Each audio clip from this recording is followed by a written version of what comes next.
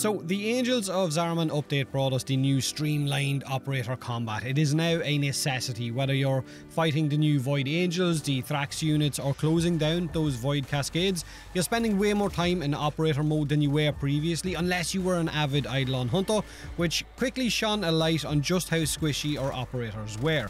Add this onto the new operator transference delay, the Void Sling mechanic being changed as well, and the transfer static changes if your operator dies, and you had a system that was meant to be streamlined combat, but it turned into a bit of a clunky, unfun setup, which thankfully DE have started to address and started to hotfix some of these issues, starting with the operator survivability.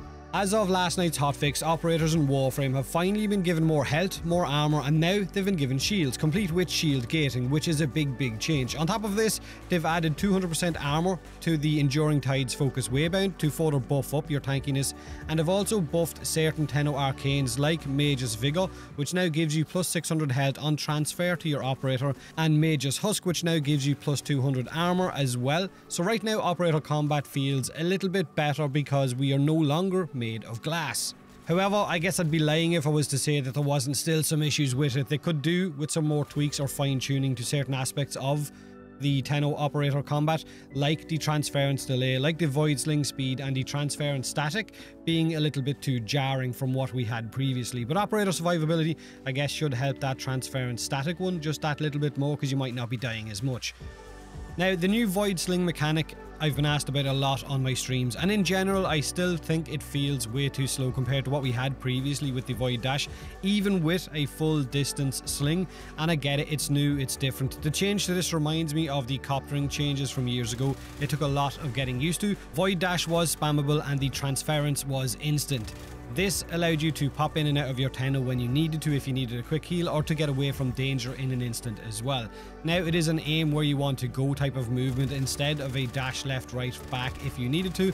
And while it does look visually better as you void sling across the map, it does look more streamlined between dashes. It is definitely much slower. The transference cooldown, or the delay between jumping from your Warframe and Tenno, is also really painful, and it has definitely gotten players killed since this update has gone live. And this might have been done to stop that spam healing from arcanes like Mage's Elevate, or the rapid movement when hunting Eidolons, but now this element feels a little bit sluggish and not fluid at all.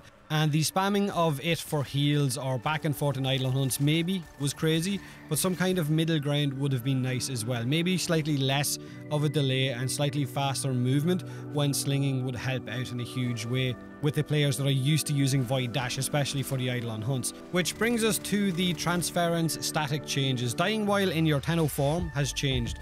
It used to be a flat 10% reduction in health and shield for your Warframe whenever your operator or your Tenno died, or something like that. Correct me if I'm wrong in the comments if it was less or more than 10%.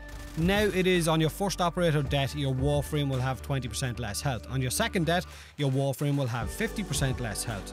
On your third death, when you spawn back in your Warframe, it will have 80% less health, and on your fourth operator death in a mission, you will be instantly put into your Warframe in a downed state.